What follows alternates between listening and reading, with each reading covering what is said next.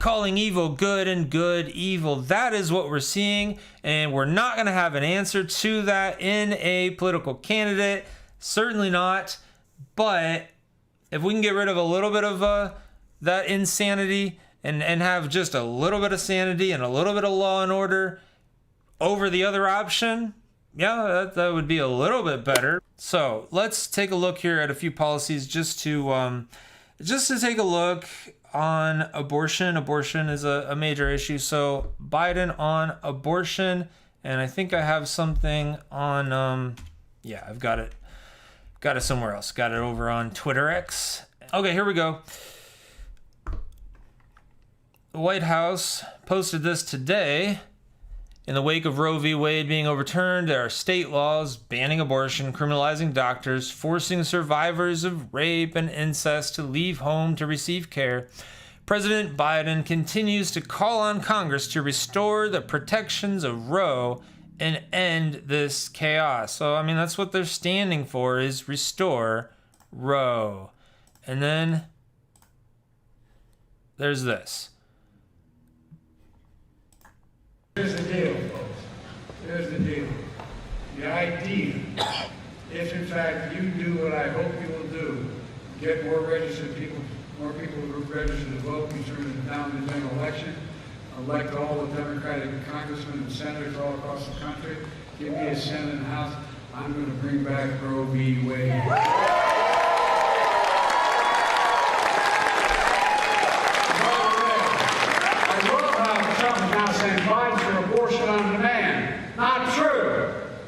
That's not what Roe v. Wade said.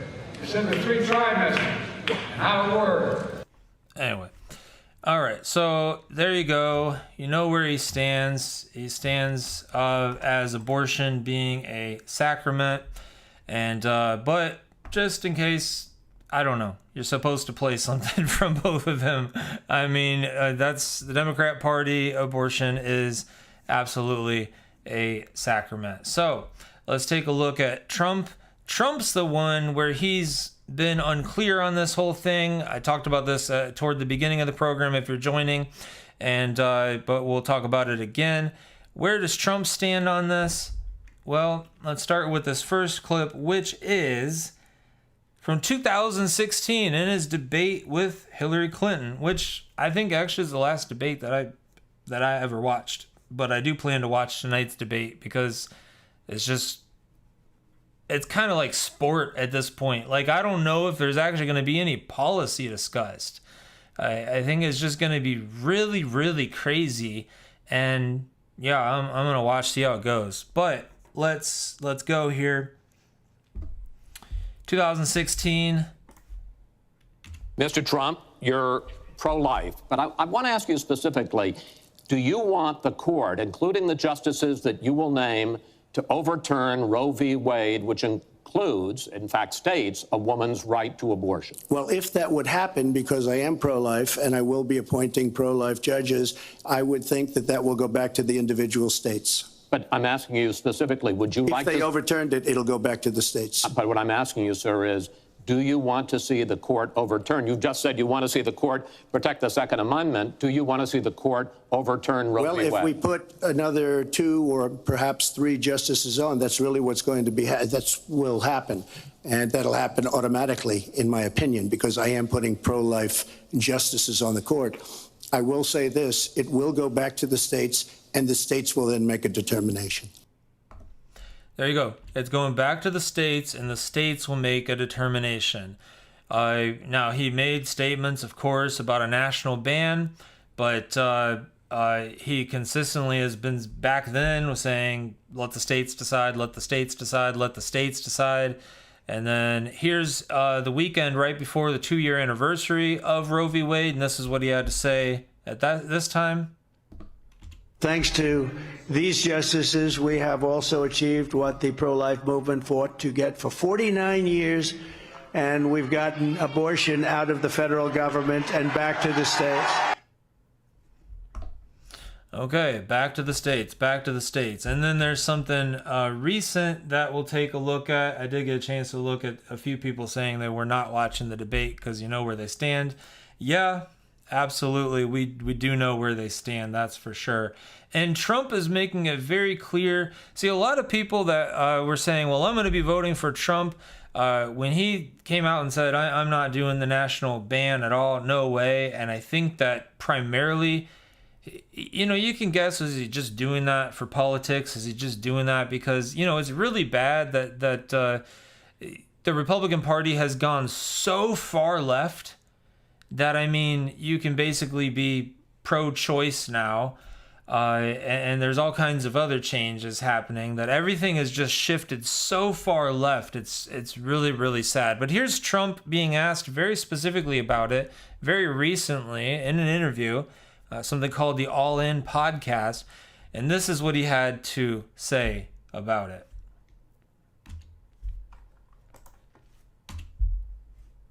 President Trump, I wanted to ask you a question about Roe v. Wade. You promised your base that you would overturn Roe v. Wade. You added 3 people to the Supreme Court, and you delivered on that promise. This might be the issue that determines the election, and many people believe it is. Are you going to do a national abortion ban? Would you support that, yes or no? So I don't need a national ban because it's up to the states. Right now, what I did is something that people have wanted to do from day one. 51 years it's been going on. And if you remember, over the years, you're too young, but over the years, all they wanted to do is they wanted to take it out of the federal government and move it into the states. And I got that done with the selection of 3 great justices. I got it done. And it was a big thing. But I will say, over the last 10 years, or maybe a little bit more than that, they started talking about the number of weeks and this and that. A lot of different subjects came in. It was no longer just simply bringing it back. Every legal scholar, from Democrat to Republican, liberal, conservative, they all wanted it given to the states, because from a legal standpoint, from a lot of other standpoints, including even a moral standpoint, they wanted it brought back to the states. And what I did is I got it back to the states. And now the states are in charge, and the people are voting. And some votes are coming out the way certain people wanted, and some votes aren't coming out the way certain people wanted. If you look at Ohio, I would say it was a more liberal vote than people would have thought. And you could say that for Kansas. And then you look at Texas, it was a different story. But the people of the states have got that issue now, and they're voting. And the one thing that we have to remember, that there's been a lot of radicalism talked about, and the radicalism is really on the left because they're willing to do abortions in the 8th and 9th month. And even beyond that, we have some people, the governor, take a look at the governor of Virginia, the former governor of Virginia, where he talked about, we will kill the baby after the baby is born. That's a very radical stance, and hopefully that's all going to be taken off the table now. But just to put it simply, it's now up to the states. And like Ronald Reagan, I'm a believer in the exceptions, the 3 exceptions, as you know. And as life of the mother, the danger for the life of the mother.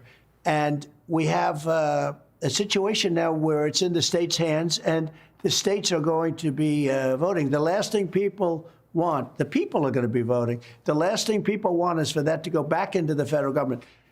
It was always fought, and very importantly, and people wanted it, they wanted it back in the states where it belongs legally and for a lot of other reasons. So you wouldn't support a national ban? No, I wouldn't support a national ban. No, I would not. There you go. You can't get any more clear than that. Says he would not support a national ban. And this is the state that we're in. It makes me think again of my thumbnail, God help us. Yes, God help us. What judgment that we're going to allow this to be, babies to continue to be murdered. Now, someone asked in the comments the other day, well, on the Roe v. Wade stuff, what good did it do? Well, many lives are saved by the fact that over 21 states do have some kind of ban, some kind of restrictive measure, and that is a good thing. But it's really, we're living in a culture that even if he did believe that there should be a national ban, he's not going to say it because of the politics of our situation right now. It's a terrible, terrible situation. So what's going to happen with this is some people have just decided, I'm just not voting, just period. They're just not going to vote at all. They're not going to vote for Trump. And they were going to vote for Trump, and they're not going to vote for him. That's what some people have decided. And I mean, people that are like the theonomic Christian nationalists, theocracy, post-millennial people, you know, and they're all in for Trump. And then so, like, you know, they're the ones that are like telling everyone else, you know, slandering other Christians and all that, all the stuff that often goes with it. And then all of a sudden they're like, well, I'm not going to vote. And it was kind of interesting, but they have that right. I will say, I think that when you get into what is and I'm going to move on to some other things here, but as far as what is a sin issue, you know, a Christian does have a right not to vote. And I think it's wrong. I think it's sinful to tell Christians that they must vote, but we also know that voting is a privilege. And so you have to follow your conscience in this manner. I think it would be a binding on the conscience to tell someone that they must vote and that they must vote for a particular candidate. I think that's sinful. That's binding on one's conscience. That's an individual decision. I think that it's sinful to vote for anything that the Democrat Party stands for. I think it's absolutely a sin. I don't know how one could do such a thing in good conscience. I do think that that is sinful. I think that if you are voting against a person, voting against one in office, because I don't really know what you're voting for, to vote on the other side, to vote for Trump, or there's really no one else that has like a legitimate chance. And let's not even talk about RFK. He's very liberal. But this is just on these two candidates for now. But the thing I've been thinking about is, can you imagine if the first century church had an opportunity to vote out Caesar for someone who is less evil? Well, like, you know what? If this man gets in office, because, you know, we're a democracy now and we get to vote, he promises that he'll get the Apostle Paul out of prison. He promises that we'll be able to evangelize a little bit more. He promises that Christians will be under just a little bit less persecution. We suffer with Christ when we're persecuted. We rejoice when we're persecuted, all those things. But I'm pretty sure it's okay to vote for the other candidate who's a lesser of the two evils, who if you're not saying, I don't believe that when you vote for that person, you're not saying, I believe that this is a wonderful person. You're saying, you know, he's a really, really bad guy. This other guy says he's a little bit better. He might be lying, but I think I'm going to cast a vote, since I have this privilege and that opportunity, you know, in this democracy here in first century, if they had it hypothetically, I'm going to cast my vote for that person to try and get rid of this evil man, this evil Caesar. I mean, it's a thought. I don't think that it would be sinful if the first century church had that opportunity to try to vote out Caesar for a different Caesar that's not as evil. Those are some of my kind of raw thoughts on it. Well, let's move on. When we're talking about abortion's off the table, pro-life is off the table in terms of at least nationwide, we are going to see that there are going to be other issues that we're going to have to focus on. So other issues will take precedence, maybe not the best way to say it, but other issues are going to be the focus now, because that's not really the focus anymore, unfortunately. I mean, it's not, it is still a focus in the sense that, like, obviously we know what the Democrats want. They want Roe back. So, you know, but I just mean, let's look at the other issues. And, you know, as a Christian, we can't look at the issues that everyone else looks at, but this is basically a secular response to what the most important issues are. This clip here is by Kevin O'Leary on Fox News, asked about what do you think the top issues are. And Kevin O'Leary, if one of the few shows that I watched was Shark Tank, so I'm familiar with him from that. But here he is. Here's what he says as far as the top issues today. I'll rank them for you. Inflation, number one. Inflation, number two. Inflation, number three. You got to deal with those first. Then there's border security, then there's foreign affairs, then there's everything else. But if you're at the kitchen table in Champaign-Urbana, Illinois right now, you don't care about anything except the fact that you're getting squeezed by 38% increases in protein, by 20% increases in energy, by housing that's not affordable. That's it. That's what matters. That's what the debate's about. Everything else, interesting, not as important. Okay, there you go. That's his perspective on it, and that's going to be most of the secular response to it, because it's a major issue, the kind of inflation that we're dealing with. And I would say it's not a moral issue. It is a moral issue at some point, but there are other more vital issues for the Christian, and I say this is what they are.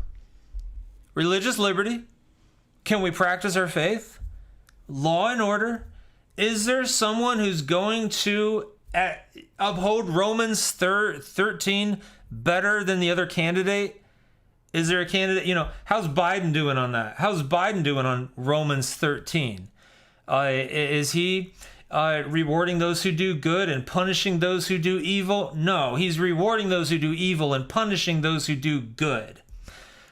So that's what we have there. And then just plain moral sanity. We're in absolute depravity now, is what we're seeing. Romans 1, right before our eyes, a sexual revolution, followed by a homosexual revolution, followed by a complete losing of the mind. Absolute, inventors of evil and absolute insanity. Calling evil good and good evil. That is what we're seeing, and we're not going to have an answer to that in a political candidate. Certainly not. But if we can get rid of a little bit of that insanity and have just a little bit of sanity and a little bit of law and order over the other option, yeah, that would be a little bit better. Not saying, trust me, not saying it's going to fix the problem. But I'm just saying, as a Christian voting, this is kind of what I think we have right before us. Religious liberty. Can we practice our faith? Law and order. Will they uphold the law? Which is what the government does, according to Romans 13. And moral sanity. Oh, man. It's over already? Well, if you want to watch another clip, click right here. If you want to watch the full podcast, click right here. And I'll see you over there.